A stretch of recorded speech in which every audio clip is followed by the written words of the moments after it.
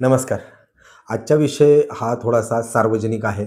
ज्यामध्ये की जर कुठल्या व्यक्तीला 2 पॅन कार्ड अलॉट झाले असतील, चुकून झाले असतील किंवा आपल्या ज्ञानाच्या बाहेर, आपल्या माहितीच्या बाहेरच या गोष्टी घडल्या असतील, तर नेमकं काय करायचंय? म्हणजे नेमकं कोणतं पॅन कार्ड ठेवलं पाहिजे?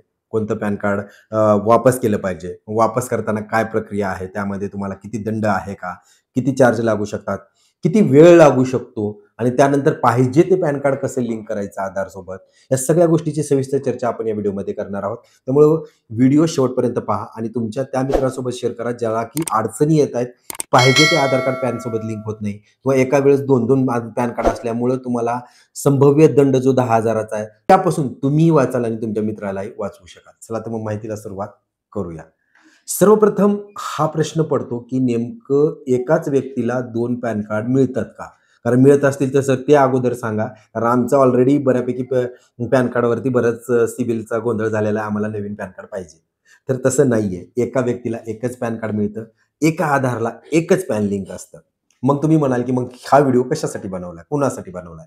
तर हा व्हिडिओ त्या लोकांसाठी आहे, ज्यांचं कुणाचं अगोदरच एक पॅन कार्ड होतं, जे की आधारला लिंक नव्हतं. म्हणजे 2017च्या अगोदर जितकेही पॅन बनले ते आधारला संलग्न नव्हते, लिंक नव्हते. आणि कदाचित तुम्ही हरवला असेल किंवा तुम्हाला ते सापडतच नसेल. त्यानंतर तुम्ही एक पॅन कार्ड काढलंय किंवा मॅक्सिमम वेळेस काय होतं, की मी स्वतः मागच्या 7-8 वर्षापासून पॅन कार्ड काढतोय.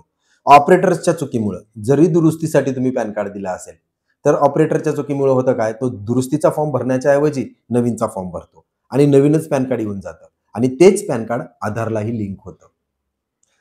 किंवा तिसरी संभवता काय असते, की लोकांना ते पॅन कार्ड जे जुनं आहे, जे लिंक नाहीये, त्या पॅन कार्डवरती काहीतरी वेगळंच नाव असतं, जे की मतदान कार्डवरनं किंवा ड्रायव्हिंग लायसन्सवरनं काढलेलं असतं किंवा त्यावरती भलतंच फर्स्ट मॅरेज असेल, कुणाचा सेकंड मॅरेजची केस असेल किंवा लग्न अगोदरचंच आहे आणि तुम्ही फ्रेश तुमचं आधारवरती जे नाव झालंय, त्या नावानंच पाहिजे असतं. तर त्यावेळेस बहुतांश अज्ञानामध्ये लोकं काय करतात, की ते पॅन कार्ड घरीच ठेवायचं. नवीन आधारवरती पॅन कार्ड काढायचं. निघतं का? तर निघतं. का निघतं? कारण तुमचं जुनं पॅन हे आधारशी संलग्न नाहीये. त्यामुळे नवीन पॅन निघालेलं असतं. तर या 2 ते 3 केसेस आहेत, ज्यामुळे की एका पर्सनला एकापेक्षा जास्त पॅन कार्ड नंबर अलॉट केले जातात. मग आता प्रश्न हा आहे, की ह्याच्यातनं बाहेर कसं निघायचं? याच्यातनं बाहेर निघण्यासाठी नेमकं कोणतं पॅन कार्ड ठेवलं पाहिजे? हा सगळ्यात मोठा पहिला प्रश्न आहे. तर दुसऱ्यांदा जे पॅन जनरेट झालेलं आहे आणि ते आधारशी लिंकही आहे, ते पॅन तुम्हाला सरेंडर करणं गरजेचं आहे.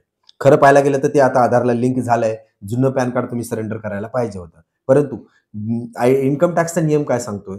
जे तुमचं सेकंड टाईम म्हणजे नवीन पॅन नंबर जनरेट झालेला आहे, तेच तुम्हाला सरेंडर करायचं आहे. कारण जुन्या पॅनवर तुम्ही काय काळाबाजार केलेला आहे, ते अद्यापही सरकारला कळालेलं नाहीये आणि ते कळून घेण्यासाठी तुमचे जे काही व्यवहार आहेत, जे आतापर्यंत ट्रॅक नाही करता आले, ते ट्रॅक करून घेण्यासाठी त्यांना जुनंच पॅन कार्ड तुमचं आधारला लिंक करून घ्यायचं असतं. त्यामुळे तुम्हाला कोणतं पॅन कार्ड सरेंडर करायचंय? जे दुसऱ्यांदा किंवा नवीन झालेलं आहे आणि आधारला संलग्न झालंय. तर त्याची प्रक्रिया काय ते समजून घेऊया. जेही नवीन पॅन कार्ड आहे, तुमच्याकडे असेल किंवा नसेल, कदाचित बऱ्याच लोकांना माहीतच नसतं. पुन्हा अपडेट करायला गेलं, आम्ही आधार पॅन लिंक करायला गेलं, तर कळतं की भलतंच पॅन नंबर आहे म्हणून. कुठून काढायचा तो पॅन नंबर? तर तो पॅन नंबर तुम्ही इन्कम टॅक्स ऑफिसमधनं काढू शकता. ज्या जिल्ह्यात तुम्ही अर्ज केलेला आहे, म्हणजे मी लातूर जिल्ह्याचा आहे आणि लातूर जिल्ह्यामध्ये तुम्ही जर अर्ज केला असेल, तर तुम्ही इन्कम टॅक्स ऑफिसमध्ये जाऊन त्याचा पाहू शकता, की माझ्या पॅनला आधारला भलतंच कुठलं तर पॅन नंबर जनरेट झालेला आहे, ते कोणतं आहे? मग ते तुम्हाला जर पॅन कार्ड असेल तुमच्याकडं ठीक आहे, नसेल तर तो पॅन नंबर घ्यायचा आहे. एक 100चा बॉन्ड घ्यायचा आहे. त्या 100च्या बॉन्डवर शपथपत्र टाइप करायचं की चुकीमुळं माझ्याकडे 2 पॅन कार्ड झालेले आहेत आणि मला त्यापैकी जे नवीन आलेला पॅन नंबर आहे, तो टाकायचा आहे आणि तो मला सरेंडर करायचा आहे. आणि हे केल्यानंतर तुम्हाला इन्कम टॅक्स ऑफिसला द्यायचं आहे. आता हे झालं तुम्ही पहिली प्रोसेस म्हणजे सरेंडर करणं. त्याच्यानंतर दुसरं ॲप्लिकेशन एक करायचं आहे, की डिलिंक करणं. म्हणजे काय होतं, की पहिला जो पॅन लिंक आहे, पॅन जरी सरेंडर झालं तर डिलिंक होणंही गरजेचं आहे. आधारपासून तुटणंही गरजेचं आहे. दुसऱ्या टप्प्यामध्ये ते आधारपासून त्याला डिलिंक करणं गरजेचं आहे. हे आधारपासून तुटलं, की मग ह्या प्रोसेसच्या नंतर तुम्ही जे जुनं पॅन कार्ड आहे, ते तुम्ही अपडेटला टाकू शकता. ते आधारलाही लिंक होईल आणि ते आधारप्रमाणेही बनेल आणि आधार पॅन एक होईल. मग आता याच्यामध्ये खर्च किती लागतो आणि वेळ किती लागेल? हा जर का तुमचा प्रश्न असेल, तर खर्च जवळपास तुम्हाला ₹100 बॉन्ड आहे, परत टायपिंगचं काय आहे, नोटरीचं काय आहे, ₹200-300 खर्च लागेल. परंतु आता त्या ठिकाणचे इन्कम टॅक्स ऑफिसेस आहेत. त्याबद्दल मला काहीच आक्षेप नाहीये. तुम्हाला किती खर्च लागू शकतो हे जागेवरतीच तुम्हाला समजेल. जर का तुम्ही हे नाही केलं, तर तुम्हाला नक्कीच ₹10,000 चा दंड हा लागणार आहे. कारण 2-2 पॅनवर जर तुम्ही व्यवहार केले, तर नक्कीच ₹10,000 दंड तुम्हाला ठोठावू शकतात. त्यामुळं खर्चाचं हे होतं. मग हे होतं खर्चाच्या बाबतीत. मग आता पाहूया वेळ किती लागतोय. आता वेळ ह्या 2 प्रक्रियेला लागणार आहे. पहिलं म्हणजे सरेंडरला 1 ते 2 महिन्याचा वेळ लागू शकतो. दुसरं म्हणजे डी-लिंकला परत 1 ते 2 महिन्याचा वेळ लागू शकतो. म्हणजे जवळपास 4 ते 6 महिने इतका वेळ हा लागू शकतो.